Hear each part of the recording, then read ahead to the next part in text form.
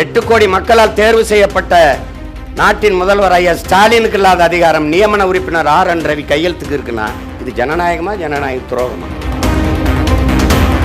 இங்க அரசியல் சாதிக்கு இருக்கு, மதத்துக்கு இருக்கு, வணங்குகிற சாமிக்கு இருக்கு, வாழுகிற பூமிக்கு இருக்காங்கிறதான் பிரச்சனை. 100 கோடி மக்களுக்கு செல்போன் கொடுக்க திட்டம் இருக்கு, கார் கொடுக்க திட்டம் இருக்கு, தொலைக்காட்சி கொடுக்க திட்டம் இருக்கு, ஏசி, டிவி, ஃப்ரிட்ஜ் எல்லாம் கொடுக்க திட்டம் இருக்கு, எல்லாம் வச்சிருக்குல்ல. நீரும் ஜோறும் கொடுக்க திட்டம் இருக்கா? ஒன்னு சொல்லு. இலங்கையில வந்தது, பங்களாதேஷ்ல வந்தது, நேபாளில் வந்தது உனக்கு வராதுன்னு யாராவது உறுதியை சொல்லு. மாறுதலுங்கிறது வெள்ளத்தில் மிதக்க விட்டு வெள்ள நிவாரணம் கொடுக்கறது அல்ல, வெள்ளத்திலே மக்களை மிதக்க விடாம தடுத்து இந்த வெள்ள நீர் வெளியேறது மாதிரி செய்யறதுதான் தெரியும். बीफ एक्सपोर्ट है, हिंदुस्तान इस नंबर 1 है. நான் சொல்லும் போது எல்லாம் சிரிச்சிங்க. அவர் இந்தியில ஹேன்னா பீஃப் எக்ஸ்போர்ட். இந்த போக்குவரத்து தரமா இருக்கா? அரசு போக்குவரத்து இழப்புல போகுது. 1 லட்சம் கோடி இழப்பை தொடுது. தனியார் முதலாளி லாபத்துல போகுது, அரசு நடத்துறது இழப்புல போகுது. காரணம் யார் சொல்லுவீங்க?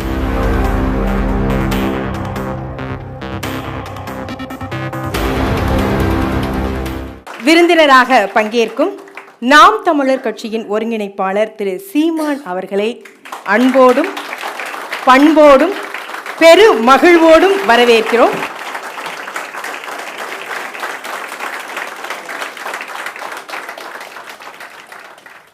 நாட்டினுடைய எதிர்காலத்தை தீர்மானிக்க இருக்கிற என்னாரும் தம்பி தங்கைகள் அனைவருக்கும் என்னுடைய அன்பும் வாழ்த்துக்களும்.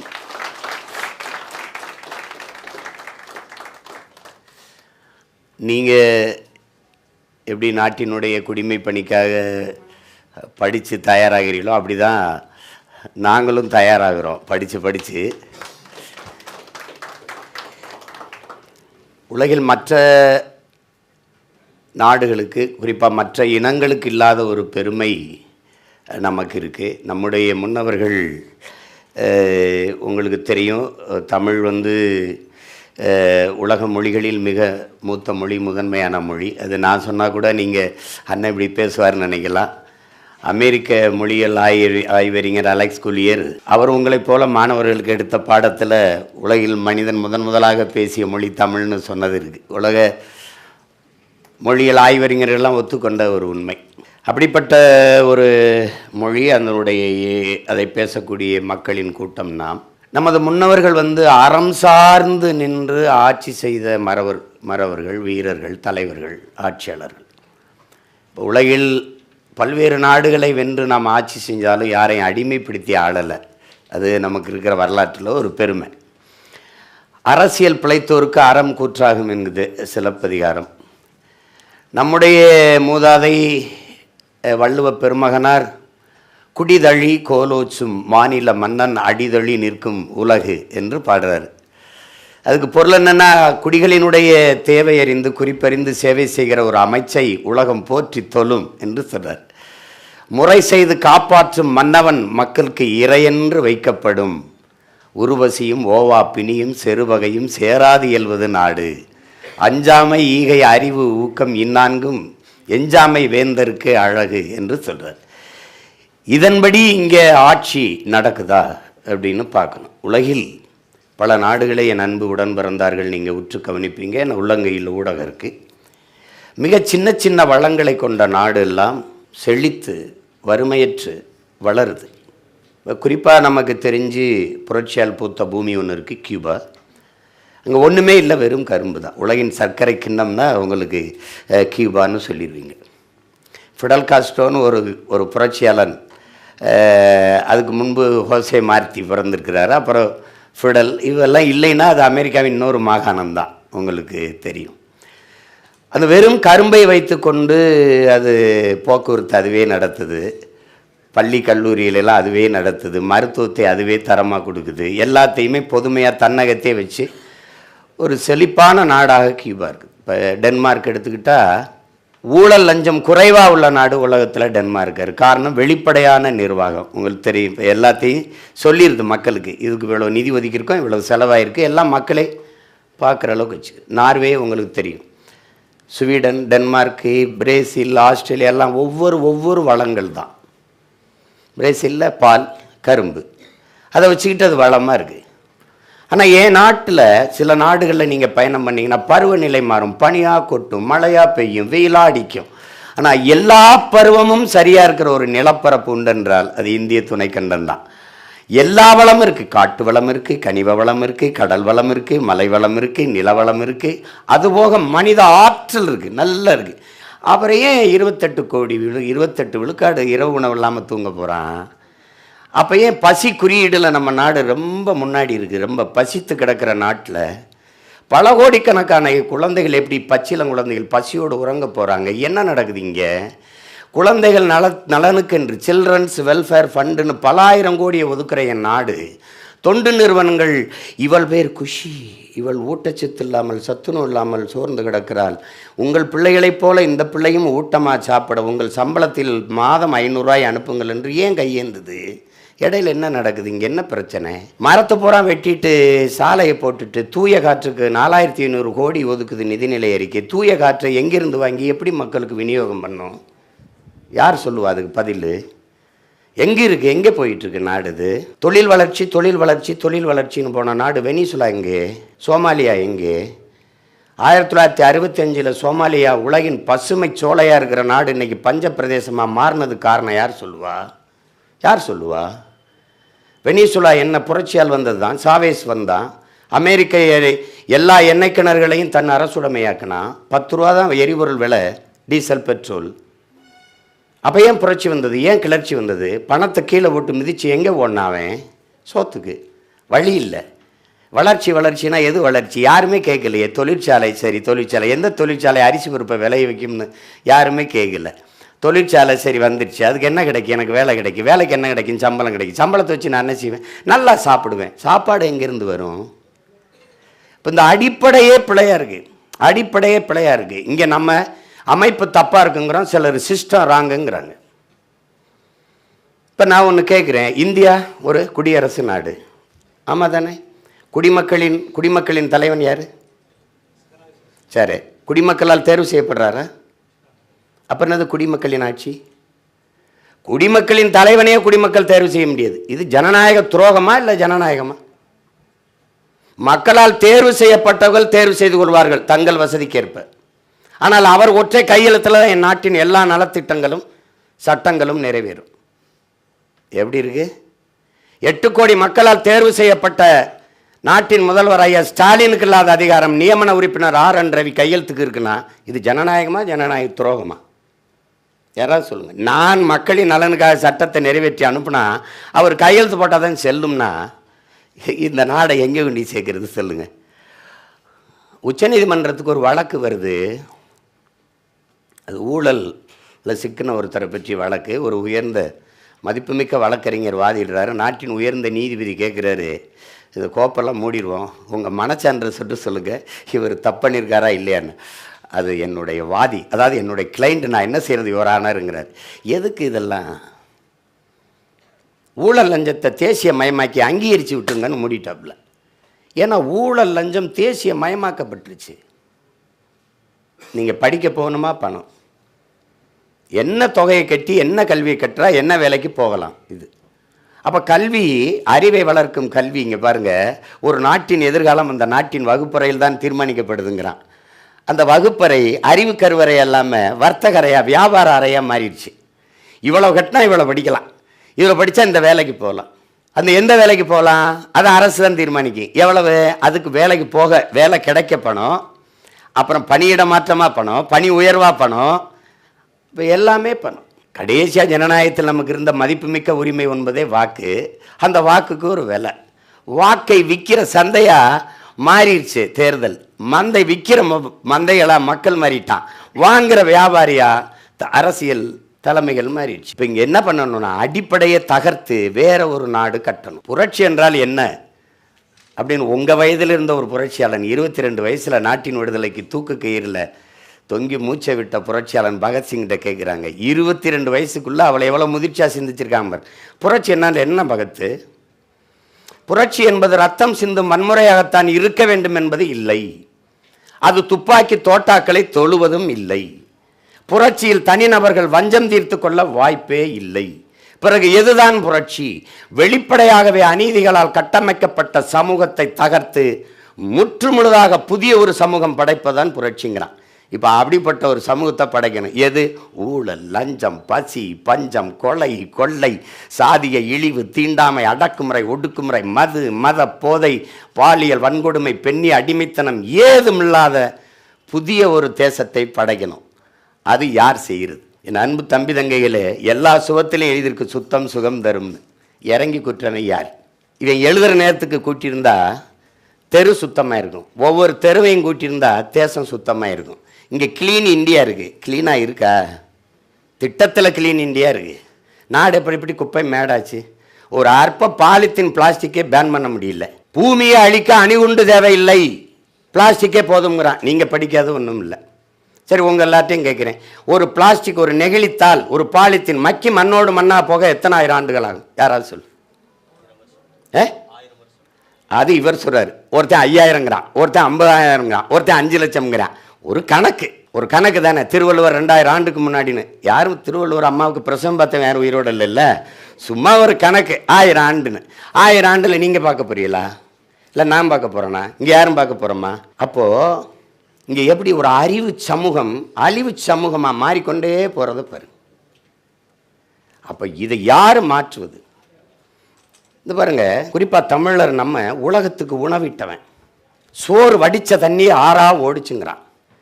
நம் இலக்கியத்தில் சீவக சிந்தாமணியில் நம்முடைய தாத்தன் திருத்தக்கத்தவர் எழுதுகிறான், போவோர் வருவோர் எல்லாம் கணவன் மனைவியை நின்றுக்கிட்டு எங்கள் வீட்டில் வந்து விருந்து சாப்பிட்டு போங்க, தும்பப்பூ மல்லிகை பூ போல சமைச்சு வச்சுருக்கோம், வெறுங்கையோட போகாதீங்க, பொண்ணும் மணியும் பட்டாடைகளும் அள்ளி தாரம் கொண்டு போங்க அப்படி நின்று உபசரித்த ஒரு பரம்பரை.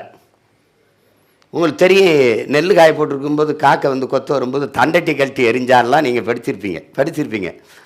இவன் என்ன பண்ணுறான்? எல்லாரும் நாயை கட்டினான் வாசலில், குலைச்சி விரட்டணும்னு. இவன் திண்ணையை கட்டினான்.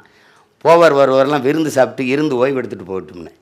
எல்லாரும் கல் மாவில் கோலம் போட்டான். இவன் அரிசி மாவில் போட்டான். உழைக்கிறானாலே எங்கள் அப்பன் எங்கள் ஆத்தா உழைக்கிறாள்ல, காலையில் 5 மணிக்கு பொழுது கிளம்பு போய் பொழுது சாய வரை காட்டில் வேலை செய்கிறாள், வெம்பாடு விட்டு உழைக்கிறாள்ல. அப்போ எப்படி இலவச அரிசி போட்டால் தான் வயிறு வளர்த்து உயிர் வளைக்க முடியுங்கிற ஏழ்மை வறுமை நிலைக்கு எப்படி வந்தான்? ஒரே நிலம், ஒரே விவசாயி, ஒரே நெல், ஒரே விளைச்சல். ஒரே நெல் கடைக்கு வியாபாரத்துக்கு அரிசியாக வரும்போது தரமாக இருக்குது. அதே இது பகிர்வு கடைக்கு, நியாய விலை கடைக்கு, ரேஷன் கடைக்கு, மக்கள் சேவைக்கு வரும்போது நாத்தம் அடிக்குதுன்னா இடையில என்ன நடக்குது? ஒரே நெல் தானே. ஏன் அங்கே போகும்போது கேவலமாக இருக்குது, இங்கே வரும்போது தரமாக இருக்குது? இது யார் சரி செய்கிறது? அவர் ஊழல் செய்கிறாரு, யாருப்பா செய்யலை? இவர் லஞ்சம் வாங்குறாரு, யாருப்பா வாங்கலை? எப்படி சொல்லுங்கள்? நீங்கள் சொல்லுங்கள், எப்படி சொல்லுங்க? ஒரு நாடு அரசே அங்கீகரித்து மதுவை விற்கிது. அறிவை வளர்க்கும் கல்வியை தனியாற்ற கொடுத்துட்டுது, கல்லூரியை தனியாற்ற கொடுத்துட்டுது, உயிர் காக்கும் மருத்துவம் தனியாற்று இருக்குது. கல்வி மானுட உரிமை, கொடுக்க வேண்டியது அரசின் கடமை. அதை கொடுக்க மறுப்பது மாபெரும் கொடுமை. அதை போராடி பெறாமல் இருப்பது அறிவிழந்த மடமை. இது மருத்துவம் ஒரு மகத்தான சேவை, அது என் மக்களுக்கு தேவை. அது என் முதலாளிகள்கிட்ட போச்சு. உயிரும் அறிவும் மிக உயர்ந்த விற்பனை பண்டமாயிருச்சு. உலக உயிர்களின் உயிர் தேவை தண்ணீர். எல்லா உயிருக்குமான பால் தண்ணீர். உலகத்தில் எல்லாராலும் ஏற்றுக்கொள்ளப்பட்ட தத்துவம் என்று ஒன்றே கிடையாது என் அன்பு தம்பி தங்கைகளே. அது மார்க்சியமாகட்டும், லெனின் எதாகட்டும், நபிகளார் சொன்னதாகட்டும், இறைமகன் இயேசு சொன்னதாகட்டும், புத்தன் சொன்னதாகட்டும், யார் சொன்ன தத்துவமும் உலகம் புறம் ஏற்றுக்கொள்ளப்படலை. எல்லாராலும் ஏற்றுக்கொள்ளப்பட்ட தத்துவம் என்றே ஒன்று கிடையாது. எல்லாராலும் ஏற்றுக்கொள்ளப்பட்ட ஒன்று இருக்கின்றால் அது தண்ணீர் தான். அந்த தண்ணீர் எப்படி பெரிய விற்பனை பண்டமாக வந்துச்சு? நீங்கள் குடிக்கிறது படிக்கிறீங்க எல்லாரும், அது தண்ணீர் தானா உங்களுக்கு தெரியுமா? யார் உறுதி தருவா? அது குடிக்கிற தரத்தில் இருக்குன்னு யார் சொன்னது? பிறக்கும் போதே குழந்தை புற்றுநோயோட பிறக்குது, பொறுப்பு யார்? 3 வயசு குழந்தைக்கு புற்றுநோய் வந்தது என்ன சாப்பிட்டு? கஞ்சா குடித்ததா, இல்லை புகையில் சிகரெட் எதுவும் பாவிச்சதா? எதனால் வந்தது? 100 மரணத்தில் 90 மரணம் புற்றுநோயாக இருக்குது. காரணம் என்ன? காற்று விஷமாயிருச்சு, நீர் விஷமாயிருச்சு, உணவு நஞ்சாயிருச்சு. காற்று ஏன் ஆயிடுச்சு? கந்தக தூசியை சுவாசிக்கிறோம். ஒரு கார் வெளியிடற நச்சு புகையை கட்டுப்படுத்த 6 மரங்கள் தேவைன்னா, ஒரு மனிதனுக்கு சராசரி 422 மரங்கள் தேவைன்னா, உனக்கு 28 மரம் தான் இருக்குன்னு அரசே சொல்லுது. கனடான்னு ஒரு நாடு 9900 மரங்களை வச்சிருக்கு. 10,000 மரத்தை தொடுது ஒரு மனிதனுக்கு. அந்த பிரதமர் சொல்கிறாரு மேலும் 100 கோடி மரங்களை சொட நான் உத்தரவிட்டிருக்கேன்னு. 100 கோடி மரங்களை நட்டு வளர்க்க உத்தரவிட்டிருக்கேன். இவன் 28 மரம் தான் வச்சுருக்கேன்றான் ஒரு மரத்துக்கு. எவ்வளவு கார் போகுது, எவ்வளவு மரங்கள் இருக்குது. நீ மரம்னே என்னன்னு தெரியாதவன்ட்ட நம்ம பாடம் நடத்தி பயன் இல்லை. என்கிட்ட கேட்பான் மரத்துக்கு ஓட்டா இருக்குது, அதுக்கிட்ட மரத்துக்கிட்ட ஓட்டு இல்லை, என் உயிர் அதுக்கிட்ட இருக்குது, அதனால் அதோட நான் பேசிட்டு இருக்கிறேன். மரம்ங்கிறது நீங்கள் எல்லா உயிரினமும் உலகத்தில் நச்சுக்காற்றை சுவாசிச்சுட்டு, எல்லா உயிரினமும் நற்காற்றை சுவாசிச்சுட்டு நச்சுக்காற்றை வெளியிடும். கார்பன் டை ஆக்சைடை சுவாசிச்சுட்டு கார்பன் டை ஆக்சைடு கரியமில வாயுவை வெளியிடும். ஆனால் மரம் செடி கொடிகள் மட்டும் நச்சுக்காற்றை சுவாசிச்சுட்டு நற்காற்றை வெளியிடும், ஆக்சிஜனை வெளியிடும். இந்த முரண் இல்லைன்னா உலகில் எந்த உயிரும் வாழ முடியாது. மரமும் நம்மளை மாதிரி நல்ல காற்றை சுவாசிச்சுட்டு நச்சுக்காற்றை வெளியிட்டா எப்படி வாழ்கிறது? அப்போ அந்த மரத்தின் அருமை தெரியாமல் நீ மரம்னு மறந்து போனீன்னா எப்படி? அப்போ இங்கே தலைகீழ் மாற்றம் தேவைப்படுது. இங்கே அரசியல் சாதிக்கு இருக்குது, மதத்துக்கு இருக்குது, வணங்குகிற சாமிக்கு இருக்குது, வாழுகிற பூமிக்கு இருக்காங்கிறதான் பிரச்சனை. உனக்கு வணங்க 100 கோடி சாமி இருக்குது, வாழ ஒரு பூமி தான் இருக்குது. நீ சந்திர மண்டலத்துக்கு சந்திராயனுக்கு சந்திராயன் அனுப்புகிற ஒரு சிந்தனை தானே. சந்திராயனுக்கு சந்திர மண்டலத்துக்கு சந்திராயன் அனுப்புகிற சயின்டிஸ்டுக்கு சாப்பாடை யார் அனுப்புகிறா? சம்சாரி தானே அனுப்பணும். விண்வெளிக்கு விண்கலத்தை நீ ஏவலாம், விஞ்ஞானிக்கு சோறு யார் அனுப்புறது? என் விவசாயி தானே அனுப்பணும். இதை ஏன் நீ சிந்திக்க மாட்டுற?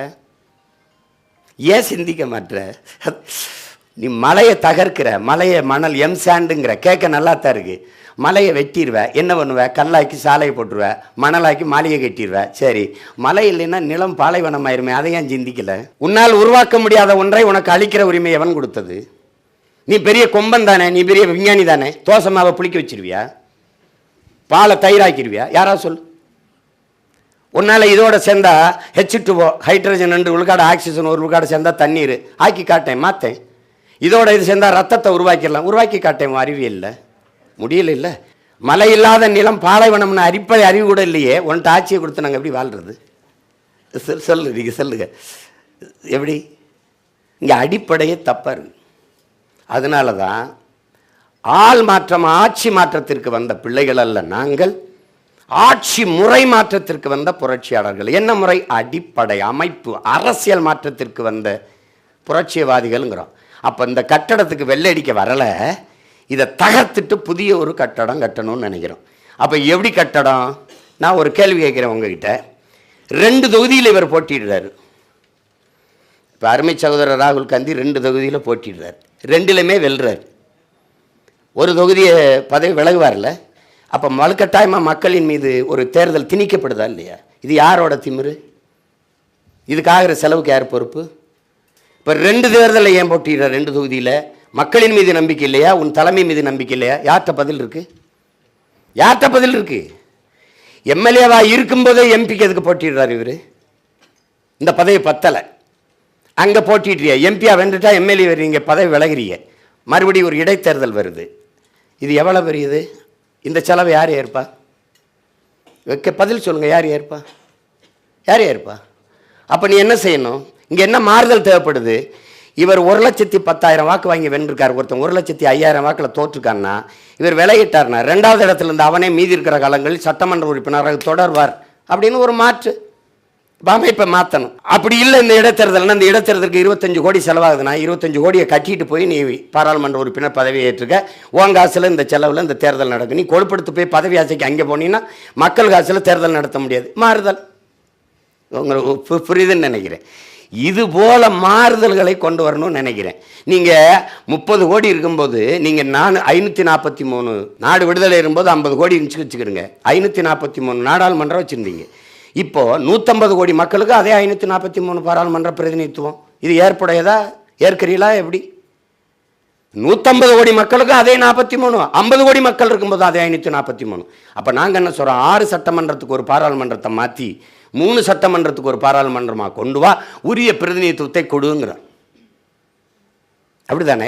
நாட்டுக்கிட்ட நான் கேட்குறேன், 100 கோடி மக்களுக்கு செல்ஃபோன் கொடுக்க திட்டம் இருக்குது, கார் கொடுக்க திட்டம் இருக்குது, தொலைக்காட்சி கொடுக்க திட்டம் இருக்குது, ஏசி டிவி ஃப்ரிட்ஜ் எல்லாம் கொடுக்க திட்டம் இருக்குது, எல்லாம் வச்சுருக்குல்ல. நீரும் ஜோறும் கொடுக்க திட்டம் இருக்கா? ஒன்று சொல்லு. இலங்கையில் வந்தது, பங்களாதேஷில் வந்தது, நேபாளில் வந்தது உனக்கு வராதுன்னு யாராவது உறுதியை சொல்லு. நீ தானே எதிர்காலம், நீ தானே குடிமை பணிக்கு போகிற, நீ சொல்லு. நேபாளில் வந்தது காரணம் என்ன? பங்களாதேஷில் வந்தது காரணம் என்ன? நேபாளில் வந்தது, இப்போ இந்த இலங்கையில் வந்தது காரணம் என்ன? அதெல்லாம் ஒரு நாட்டில் ஒரு மாநில அளவு கூட கிடையாது. அவனால் கிளர்ச்சியை தாங்க முடிஞ்சது. நீ 39 நாடு வச்சுருக்க, என்ன ஆகும்னு யோசிச்சுக்க. நீங்கள் சாமிக்கு கோயில் கட்டுறது இருக்கிறீங்க, நாங்கள் குடியிருக்க குடிசை கட்ட போராடிட்டு இருக்கோம். இது ரெண்டுக்கு நிறைய வேறுபாடு இருக்கு இல்லையா? எந்த சாலையாவது சாலையாக இருக்கா, சவக்குழியாக இருக்கா? நான் ஒன்று கேட்குறேன், தமிழ்நாட்டின் தலைநகரில் மழைநீர் கழிவுநீர் வழிந்தோட காவா இருக்கா? 60 ஆண்டுகள் இருக்குது. ஒவ்வொரு ஆண்டும் நிதிநிலை அறிக்கையில் இந்த கழிவுநீர் மழைநீருக்கு இப்போ கூட 4000-4500 கோடி போட்டிருக்கு. ஆனாலும் ஒவ்வொரு தடவையும் வெள்ளம் வருது. மாறுதலுங்கிறது வெள்ளத்தில் மிதக்க விட்டு வெள்ள நிவாரணம் கொடுக்கறது அல்ல, வெள்ளத்தில் மக்களை மிதக்க விடாமல் தடுத்து இந்த வெள்ள நீர் வெளியேறது மாதிரி செய்கிறதான் தெரியும். தங்கச்சி, மாறுதலுங்கிறது பிச்சைக்காரன் ஸ்விப் மிஷினில் பிச்சை எடுக்கிறதெல்லாம் டெவலப்பு. பிச்சைக்காரனே இல்லாத ஒரு நாட்டை உருவாக்குவதுதான் வளர்ச்சி. உன் வளர்ச்சி என்ன? நான் செத்துட்டா எப்படி செத்துட்டா? பட்டினி கிடந்து பசியில் கிடந்து செத்துட்டா கட்டையில் எரிக்காம கரண்ட்ல எரிக்கிறத நீ டெவலப்புங்கிற. இதுதானே சொல்லி கட்டமைக்கிறான். இது எப்படி இருக்கு? நீங்கள் யாராவது கேட்டிருக்கீங்களா? எங்கள் அம்மா எங்கள் அக்கா எல்லாரும் சாலையில் குடத்தை வச்சுட்டு தண்ணிக்காக தெருவில் நிற்கும்போது அழைச்சி பேசினா அப்போலோ கிண்லே இந்த இருக்கான்ல அக்கோஃபனா, இந்த முதலாளிக்கு மட்டும் என் தாய் தந்தைக்கு கிடைக்காத தண்ணீர் இந்த முதலாளிக்கு எப்போவுமே தட்டுப்பாடு இல்லாமல் கிடைக்குது. எப்படி? யார்கிட்ட பதில் இருக்குது சொல்லுங்கள். அப்போ எதை நோக்கி இந்த நாடு நகருதுன்னு இருக்குல்ல? எதை நோக்கி நகருது? நான் ஒன்று கேட்குறேன், நீங்கள் சிரிக்கக்கூடாது. பீஃப் எக்ஸ்போர்ட் ஹே, இந்துஸ்தான் இஸ் நம்பர் 1 ஹே. நான் சொல்லும்போது எல்லாம் சிரிச்சிங்க. அவர் இந்தியில் ஹேன்னொன்னே பீஃப் எக்ஸ்போர்ட். இந்திய நாடு அதிக அந்நிய செலவினையை ஈட்டுகிற ஒரே ஒரு வருவாய் மாட்டுக்கறி ஏற்றுமதி தான். ஆனால் நானும் நீங்களும் மாட்டுக்கறி சாப்பிட்டா அடித்து கொண்டு போகிறோம், ஊரானுக்கு ஊட்டி விடும், உள்ளவன் சாப்பிட்டா கொண்டு போகிறோம். இது ஒரு தர்மம். ஆனால் மாடு இருக்கா? டைரி டேயில் பேசுகிறாரு, பாலில் மிகப்பெரிய பொருளாதாரம் இருக்குது, நம்ம அதை வச்சே தற்சார்பு அடைஞ்சிடலான்றல. ஏன் பால் வளர்க்கல? பால் ஏன் ஒரு மாடு வளர்த்து பால் இது பண்ணலை? பிரேசில் அந்த பாலில் அந்த கரும்பில் தான் அவன் தண்ணீரை வடைஞ்சு போயிட்டுருக்கான். எல்லாருமே பால் குடிக்கிறோம். மாடங்க பால் வளத்துறை இருக்குது. பால் எங்கேருந்து வருது? கால்நடை துறை இருக்குது. கால்நடை எங்கே? அமைச்சர் இருக்கார்ல கால்நடைத்துறை. சரி, வான்வெளி போக்குவரத்துக்கு ஒரு அமைச்சர் இருக்கார்ல இந்தியாவில். ஏதாவது ஒரு ஃப்ளைட்டு சொந்தமாக இந்தியாவுக்கு இருக்கா? சொல்லுங்கள் தம்பி. சொந்தமாக வானூர்தி இல்லாத உலகத்தில் ஒரு நாடு உண்டென்றால் அது இந்தியா தான். ஆனால் 5000 ஏக்கரில் ஏர்போர்ட் இருக்குன்னு கேட்டால் பதில் யார் சொல்லுவா? உனக்கு தான் ஃப்ளைட்டே இல்லை. அப்புறம் எதுக்கு உனக்கு 5000 ஏக்கரில் ஏர்போர்ட்டு? இருக்கிற ஏர்போர்ட்லேயே பறக்க வண்டி இல்லை. இங்கே வாயா, நீ 50,000 ஏக்கரில் கட்டு ஓட்ட போகிற முதலாளி யார்? அவன் இண்டிகோ தானே, அந்த இண்டிகோ தானே. இப்போ எனக்கா அது முதலாளிக்கா? அப்போ இது யாருக்கான கட்டமைப்பு? இந்த நாட்டில் யாருக்கான கட்டமைப்பு? இன்ஃப்ராஸ்ட்ரக்சருங்கிற அந்த அடிப்படை கட்டமைப்பு மக்களுக்கானதா முதலாளிகளுக்கானதா? உன்னோட 8 வழிச்சாலை இந்த இதெல்லாம் ஏர்போர்ட்டு இந்த பஸ் ஸ்டாண்ட்லாம் பெருசாக கட்டுறது உனக்கு நினச்சின்னா அண்ணன் ஒன்றும் சொல்ல முடியாது. உனக்கு தெரியும், உனக்கு இல்லை. அது முதலாளிகளுக்கானது. உள்நாட்டு வெளிநாட்டு பெரும் முதலாளிகள் உற்பத்தி செய்கிற பொருளை விரைந்து எடுத்து செல்வதற்காகத்தான் இந்த 8 வழிச்சாலை, இந்த விண்ணூர்தி எல்லாம் அவனுடைய. உங்களுக்கு தெரியும் கடல் மாலை, இந்த சாகர் மாலா திட்டத்தில் பீம்ஸ்டெக்குங்கிறது உங்களுக்கு படிச்சிருப்பீங்க. அப்போ அண்ணனும் பல தடவை பேசியிருக்கேன். அதன் மூலமாக உள்நாட்டு வெளிநாட்டு பெரும் முதலாளி உற்பத்தி செய்கிற பொருளை விரைந்து எடுத்து செல்லணும். அதுக்கு தரை போக்குவரத்து, தொடர்வண்டி போக்குவரத்து, வானூர்தி போக்குவரத்து எல்லாத்தையும் கொண்டு போய் கப்பல் போக்குவரத்தில் இணைக்கணும். நான் ஒன்று கேட்குறேன், நீங்கள் என்ன அறிவு தம்பிகள் தங்கைகள் சொல்லுங்கள் பதில். இருக்கிற நம்ம பாட்டம் பேரில் வாபுசி பேரில் ஒரு துறைமுகம் இருக்குது, நம்ம தாத்தா காமராஜ் பேரில் ஒரு துறைமுகம் இருக்குது. ரெண்டுலேயுமே 50-55 விழுக்காடு தான் வேலை நடக்குது. எந்த சரக்கும் தேங்கி நிற்குது, இறக்க முடியல. எந்த சரக்கும் ஏறலை, தேங்கி நிற்குதுங்கிற செய்தி இல்லை. இதுவே இவ்வளோ தான் வேலை நடக்குது. அப்போ 6111 ஏக்கரில் புதுசாக இந்த காட்டுப்பள்ளியில் அதானி ஏன் துறைமுகம் கட்டணும்? அது ஏன் தனியார் கட்டணும்? இது இயற்கை துறைமுகங்கள். செயற்கை துறைமுகம் போது பல லட்சக்கணக்கான டன் எடையுள்ள கற்களை கொண்டு கடலுக்குள்ளே கொட்டணும். கொட்டும்போது அங்கே நீங்கள் மரத்துலேருந்து தான் ஆக்சிஜன் நமக்கான மூச்சு காற்று வருது, ஓசோன் காற்று போகுதுன்னு நினைக்கிறீங்க. அது நீங்கள் அமேசான் காடுகள், பூமியின் நுரையீரல்லாம் நம்ம படிக்கிறோம். அது ரொம்ப குறைவு தான், கொஞ்சம் விழுக்காடு தான். ஆனாலும் அதிகப்படியான ஆக்சிஜனை மூச்சு காற்றை வெளியிடுவது கடலுக்குள்ளே இருக்கிற ஆல்காங்கிற அந்த நீலப்பச்சை பாசி தாவரங்கள். நீ இதை கொண்டு கொட்டி கல்லை கொண்டு வச்சு மூடிட்டின்னா அப்புறம் அழிவை தவிர என்ன வரும்? அப்போ எது ஒன்றுமே இங்கே சரியா இல்லை அப்படிங்கும்போது தான் ஒரு கோபம் வருது, ஒரு வெறுப்பு வருது. என்னடா பண்ணலாம், மொத்தமாக அழிச்சிட்டு வேற ஒன்று கட்டணும்டான்னு வெறி வருது இல்லை. அதுதான் இங்கே இருக்கிறது. உங்களுக்கு தெரியாது, சேலத்தில் மாவட்ட ஆட்சியர் தலைமையில் விற்பனை மேலாளர்களை கூப்பிட்டு ஏன் இந்த பகுதியில் டாஸ்மார்க் வியாபாரம் குறைஞ்சிருக்குன்னு கேட்குது. ஏன் அரசு பள்ளி கல்லூரிக்கு வர மாணவர்களின் எண்ணிக்கை குறையுதுன்னு கேட்காம அங்கே எதனால் காரணம், தரம் குறைவர், தரம் உயர்த்து, அப்படி நகத்தலை. நீங்கள் அதுதான் நீங்கள் இப்படி பாருங்கள். இப்போ நம்ம வந்து இலவசம்னு போக்குவரத்து தரமாக இருக்கா? அரசு போக்குவரத்து இருக்கா? இழப்பில் போகுது. 1,00,000 கோடி இழப்பை தொடுது. தனியார் முதலாளி லாபத்தில் போகுது, அரசு நடத்துறது இழப்பில் போகுது. காரணம் யார் சொல்லுவீங்க? பதில் தெரியாது. மின்துறையில் மின்கட்டண உயர்வு அளவுக்கு அதிகமாக இருக்குன்னு நீங்கள் நினைக்கிறீங்களா? இருக்கா இல்லையா? அப்போ அந்த மின்துறையில் எவ்வளவு இழப்பு இருக்குன்னு நினைக்கிறீங்க? கடன். இந்த நாடு என்ன செய்து 19,500 கோடி 20,000 கோடி ஒவ்வொரு முறையும் வாங்குவதில், மின்சாரத்தை பிற முதலாளிகளிலிருந்து மாநிலங்களிலிருந்து வாங்குவதில் முதலீடு செய்து. நாம் என்ன சொல்கிறோம், உற்பத்தியில் முதலீடு செஞ்சால் ப்ரொடக்ஷனில் பர்ச்சேஸில் இல்லாமல் உற்பத்தியில் முதலீடு செஞ்சால் ஒரு குறிப்பிட்ட அளவுக்கு அப்புறம் தண்ணீரை அடைஞ்சிரும். நீங்கள் வாங்குறதுலேயே முதலீடு செய்கிறதுனால அவன் என்ன ஒரு அழகு மின்சாரம் எவ்வளோ விலைக்கு சொல்கிறானோ அதை தான் நீங்கள் வாங்கி விநியோகிக்க, அதெல்லாம் இழப்பு வருது. ஏன் வாங்குறதில் நான் முதலீடு செய்கிறேன்னா, ஒரு அழகு மின்சாரத்துக்கு ₹1 கமிஷன் வச்சா கூட பல ஆயிரம் கோடி எனக்கு கமிஷன் வந்துடுது. அப்போ இதை நோக்கியே நகர்ந்து கொண்டிருக்கு. நீங்கள் ஒரு துறை இல்லை, எல்லாத்துலேயும் நீங்கள் பார்க்கணும். இப்போ நான் ஒன்று கேட்குறேன். நான் வேளாண்குடி மகன் 6 மாதம் 1 வருஷம் விளைய வச்சு கிட்டத்தட்ட ஒரு 6 மாதம் பாடுபட்டு நெல்லை கொண்டு வரேன். அந்த கொள்முதல் செஞ்சு ஒரு சேமிப்பு கிடங்கு ஒன்றிய மாவட்ட தலைநகரங்களில் வச்சு அந்த நெல்லை சேமித்து பாதுகாக்க முடியாதா? அதை எப்படி வீதியில் போட்டு முளைக்க வைக்கிறீங்க? நான் விளைய வச்ச நெல்லை வீதியில் போட்டு முளைக்க வச்சுட்டு ஆந்திராவிலேருந்து குஜராத்திலேருந்து அரிசி வாங்கிட்டு வந்து பொங்கலுக்கு எப்படி கொடுக்குறீங்க? அப்போ ஏன் நெல்லை அரைச்சா அரிசியாக வராதா? அப்போ எல்லாமே அடிப்படையில் இது வந்து ஒரு 10 நிமிஷம் 20 நிமிஷத்தில் பேசி முடிக்கிறது இல்லை.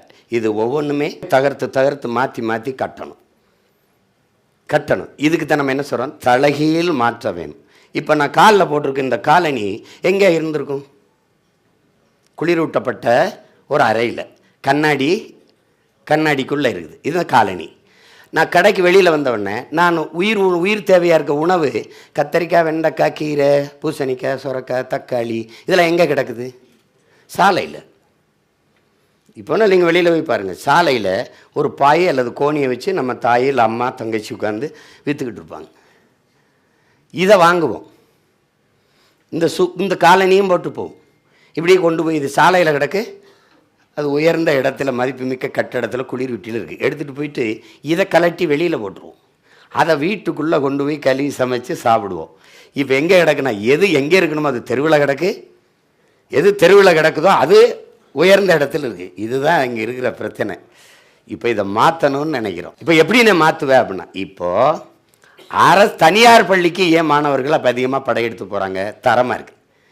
ஒரு முதலாளியால் தரமான கல்வியை கொடுத்துட முடியும். 8 கோடி மக்களால் நிறுவப்பட்ட அதிகாரத்தால் முடியாதுன்னா அரசு அந்த இடத்துல தோக்குதா இல்லையா?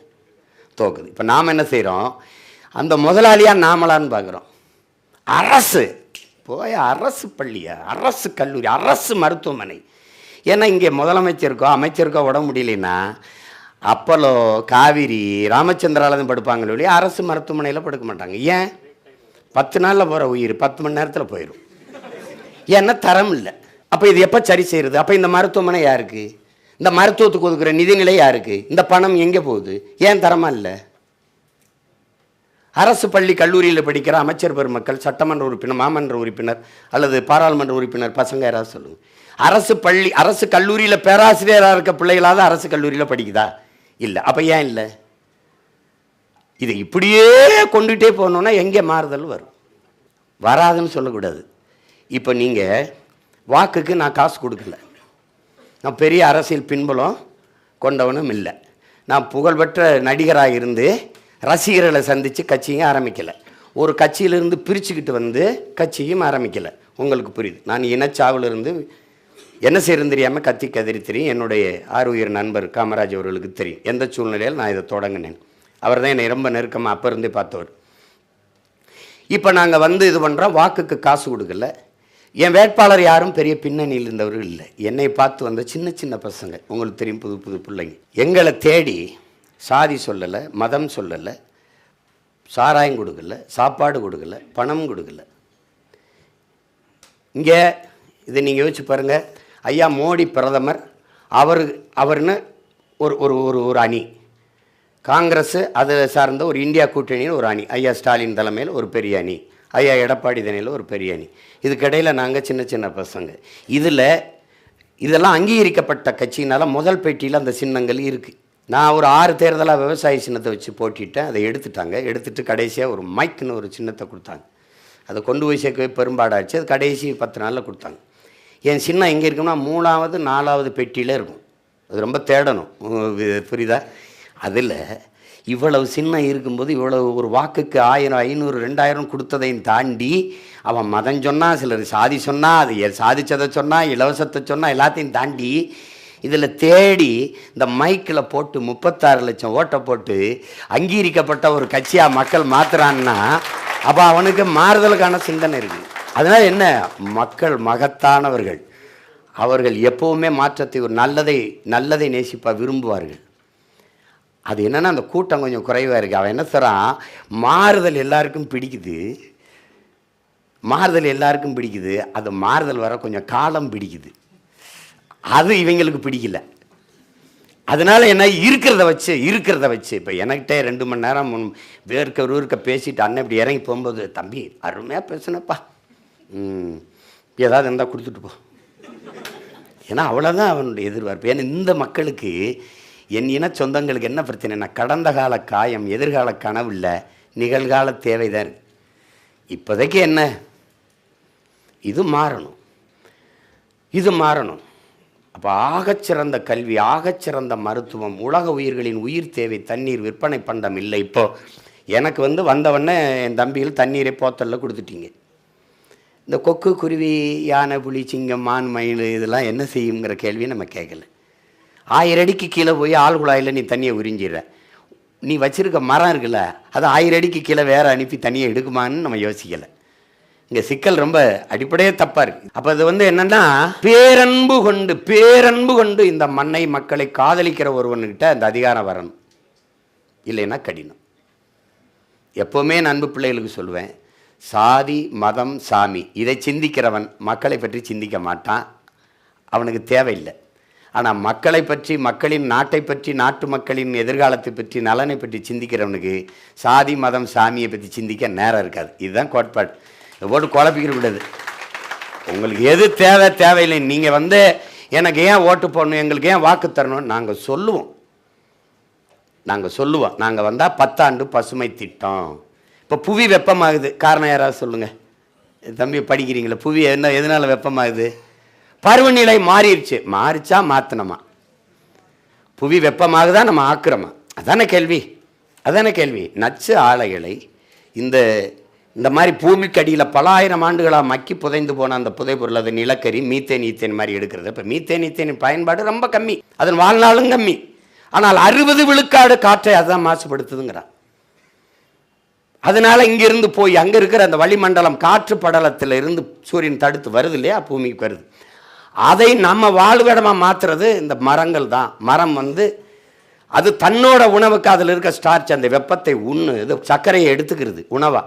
பழுப்பு நிறத்தில் இருக்க வேண்டிய அந்த இலை, எப்போவுமே ஒரு இலை விடும்போது பழுப்பு நிறத்தில் அந்த கொழுந்து இருக்கும். அது பச்சையாக மாற காரணம், அந்த பச்சையத்து சூரிய ஒளியில் இருக்கிற அந்த ஸ்டார்ச் அந்த ஒளியை எடுத்து சாப்பிடுது. அந்த வெப்பத்தை உணவாக சாப்பிட்றதுனால வெப்பம் தனியுது, மரத்துக்கு கீழே வெப்பம் வரமாட்டேங்குது. புவியில் நம்ம வாழக்கூடிய வாய்ப்பை அது ஏற்படுத்துது. அது யார் செய்கிறா? மரங்கள். எனக்கு வெயில் அடித்தா கொடை பிடிக்கிறேன், பூமி தாய்க்கு வெயில் அடிக்குது, என்ன பண்ணணும்? கொடை பிடிக்கணும். ஒரே கொடை தான் இருக்குது, பச்சை கொடை. அப்போது கிளீன் இந்தியா கொண்டு வந்த என் நாடு ஏன் கிரீன் இந்தியா கொண்டு வரல? புரியுதா? நினைக்க இப்போதான் நம்ம பார்த்தணும், பச்சை போர்வையால் போத்தணும். அப்போ 10 ஆண்டு பசுமை திட்டம்.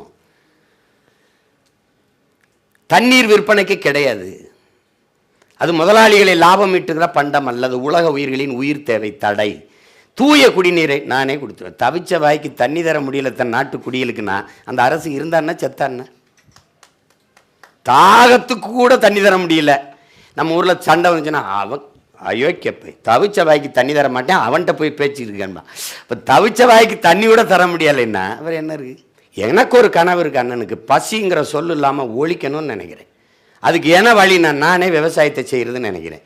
என் பிள்ளைகளுக்கு வந்து அரசு பணியாக இருக்கணும். அரை காசுனால அரசாங்க பணி, காசுனால கவர்மெண்ட் காசாக இருக்கணும்னு நினைக்கிறேன். கவர்மெண்ட்டுக்கே காசை நம்ம தான் கொடுக்குறோம். அதனால் ஆடு மாடு வளர்த்தல், நெசவு செய்தல், பட்டுப்பூச்சி வளர்த்தல், மீன் வளர்த்தல், நாட்டுக்கோழி வளர்த்தல், வேளாண்மை செய்தல் அரசு பணி. அவனவன் வாழ்விடத்திலே வேலை, அரசு வேலை. நீ அங்கே இரு. நீ எப்படி சீமான் வளர்வ? என்னுடைய கோட்பாடு நீரின்றி அமையாது உலகு, யார் யாருக்கும் வானின்றி அமையாது ஒழுக்கு. முதல்ல நீரை சேமித்துற. விசும்பின் துளி விழி நல்லால் மற்றாங்கே பசும்புல் தலை காண்பது அரிதின்றான். ஒரு துளி பூமியில் விளையலன்னா புல் கூட முளைக்காதுறாங்கிறான். அதுவும் யாரும் மறுக்க முடியாது. இப்போ தண்ணீரின் தேவையில் தன்னிறைவு என் திட்டம். 950 மில்லிமீட்டர் எனக்கு மழை பெய்யுது. 4000 டிஎம்சி. தென் மாநிலங்களும் அதிக மழைப்பொழிவை பெறுகிற மாநிலம் நான் தான். ஆனால் நான் 750 டிஎம்சி தண்ணீரை பெறுற கேரளாவில், கர்நாடகாவில் 150 டிஎம்சிக்கு கையேந்துறது தன்மான இழப்புன்னு நினைக்கிறேன். 1500 பயன்படுத்திட்டு மீதியை கொண்டு போய் நான் கடலில் விழுறேன். அதில் கூட ஒரு 1000 டிஎம்சியை சேர்க்க ஆரம்பிச்சிட்டேன்னா நான் எவன்ட்டையும் கையேந்திடல. தண்ணீரின் தேவையில் தண்ணீர். நீர் வந்துடுச்சா, அப்புறம் என்ன இருக்கு? வயிறு. அப்போ என்ன செய்கிறேன்னா, நான் என்ன செய்கிறேன்? நானே வேளாண்மை செஞ்சிடறேன். பசிங்கிற சொல்லு இல்லாமல் ஒழிச்சிடுறேன். வேளாண்மை அரசு பணி. அவரவர் வாழ்விடத்திலேயே கூட்டு வேளாண் பண்ணைகளை நிறுவி அதை இந்த மாதிரி படம் போட்டு காட்டுவேன். இப்படி இந்த வரடே ஆஸ்திரேலியா என்ன பண்ணுது வராடே, இந்த வர பிரேசில் என்ன பண்ணுது வரா, அமெரிக்கா. இந்த பில்கேட்ஸ், நீங்கள் சாஃப்ட்வேர் இண்டஸ்ட்ரியின் பிதாமகன் யார்? பில்கேட்ஸ். 2,70,000 ஏக்கரில் அமெரிக்காவில் விவசாயம் செய்கிறார். ஏன் செய்கிறாரு? அவர்கிட்ட கேட்குறான், ஊடகவியலாளர் கேட்குற, ஏன் பில்கேட்ஸ் இது பண்ணுறான்னு. அங்கே தாண்டா நிரந்தர பொருளாதாரம் இருக்குன்றான். அங்கே தாண்டா எல்லாருக்கும் வேலை கொடுக்க முடியுங்கிறான். அப்போ நீர் வந்துருச்சு, வயிறு வந்துருச்சு. அடுத்தது எனக்கு என்ன இருக்குது? உயிர். ஆகச்சிறந்த மருத்துவம். நாட்டின் முதல் குடிமகனுக்கு என்ன மருத்துவமோ அது கடைகோடி மகனுக்கும் கிடைக்க செய்வேன். இதுதான் முழுமையான ஜனநாயகம். இங்கே இப்போ முதலமைச்சருக்கு முடியல, அப்போலோவில் படுத்துக்குருவார். உனக்கு முடியல, எங்கே படுப்பேன்? பாடை கட்டி நேர சூடாரில் போய் படுப்பேன். அதை மாற்றணும்னு நினைக்கிறேன். புரியுதா? இதை மாற்றணும். உயிருக்கு அப்புறம் என்ன இருக்குது? அறிவு, கல்வி. உலகத்தின் தலை சிறந்த கல்வி நாடு தென்கொரியா, 2வது ஜப்பான், 3வது சிங்கப்பூர், 4வது ஹாங்காங், 5வது ஃபின்லாந்து. இந்த 5 நாட்டை முந்திக்கிட்டு என் மாநிலத்தின் கல்வி தரத்தை உயர்த்துறோம். கற்பித்தல் முறையை மாத்திரம், கல்வி தரத்தை மாத்திரம் தூக்கொண்டு போய் வைக்கிறோம். அப்போ அறிவு வந்துருச்சு. அறிவுக்கு அப்புறம் என்ன இருக்குது? பயன். அது என்ன? வேலை வாய்ப்பு. நிலமும் வளமும் சார்ந்த தொழிற்சாலைகள், வேலை வாய்ப்பு, வளர்ச்சி. உன்னுடைய நச்சு ஆலைகள் காற்ற நீரை நிலத்தை நஞ்சாக்குற தொழிற்சாலைகள் கிடையாது. அப்போ நிலமும் வளமும் சார்ந்த தொழிற்சாலை எப்படின்னு உருவாக்குவேன்? எப்படி உருவாக்குவேன்? 5000 ஏக்கரில் கரும்புலேருந்து பிரேசில் மாதிரி எத்தனால் பெட்ரோல். அதில் கார் தான் ஓட்டணுங்கிறது இல்லை. அதுலேருந்து மின்சாரம் தயாரிக்கலாம், எல்லாம் தயாரிக்கலாம். உங்களுக்கு கரும்புலேருந்து சர்க்கரை, நாட்டு சர்க்கரை, வெல்லம், கரும்பு சக்கையிலேருந்து சாப்பிட்ற தட்டு, எத்தனை தொழிற்சாலை வருது? 2000-3000 ஏக்கரில் மாட்டு பண்ணை. மாட்டிலேருந்து பால்லேருந்து தயிர், நெய், மோர், வெண்ணெய், பாலாடை கட்டி, குட்டி தொழிற்சாலைகள். இங்கே என்ன ஆயிருது? படித்தவன் படிக்காதவன் அனைவருக்கும் அரசு வேலை. இனி படிக்காதவரே இல்லை என்ற நிலையை உருவாக்குவது எங்களின் அடுத்த வேலை. புரியுது நினைக்கிறேன். அரசு வந்தவன சட்டம் போடுது. பெற்றுக் கொடுங்கள் பிள்ளைகளை, கற்றுக் கொடுக்கிறோம் நாங்கள். பிள்ளைகள் உங்கள் வீட்டின் செல்வங்கள் அல்ல, நாட்டின் செல்வங்கள். உன் தாய் அல்ல, என் தேசத்தின் தாய். உன் தந்தை அல்ல, தேசத்தின் தந்தை. ₹1 மருத்துவம் 1 கோடி மருத்துவம் வரை உலகத்தரத்திற்கு மருத்துவம் கொடுத்துட்றோம். குடிநீர் நானே விநியோகம் பண்ணிடுறேன். கல்வி நானே கொடுத்துறேன். மோதிரம் தனியார் முதலாளிகளாக நாமளை சண்டை போடுறோம். உன்னுடைய பள்ளிக்கூடத்துக்கு, உன்னுடைய கல்லூரிக்கு மாணவன் வந்துட்டா நான் தோத்துட்டேன். அப்போ என்ன பண்ணுவா சீமான்? அரசு பள்ளி கல்லூரியில் படித்தவர்களுக்கு தமிழ்நாட்டு அரசு வேலை வாய்ப்பில் முன்னுரிமை.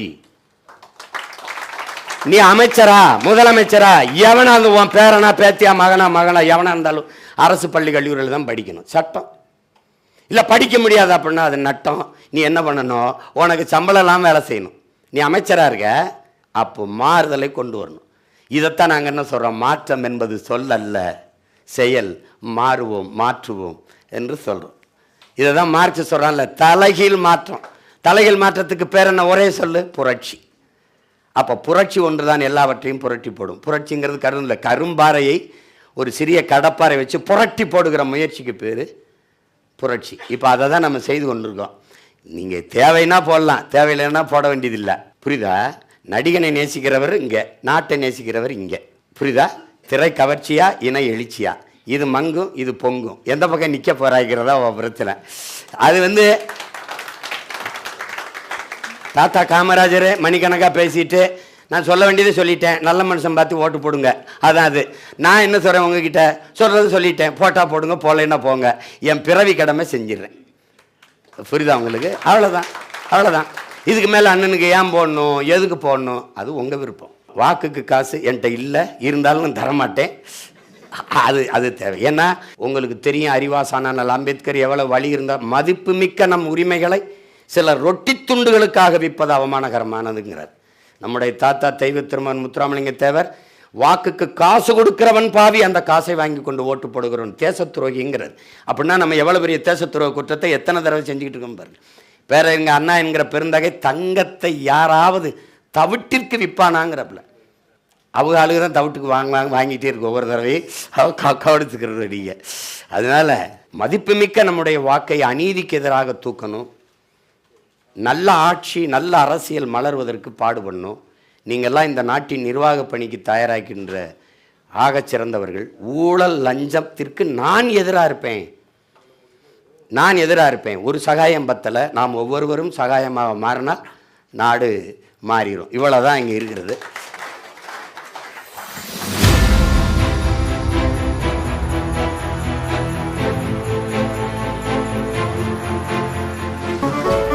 மின்னம்பலம்.com தமிழின் முதல் மொபைல் பத்திரிகை.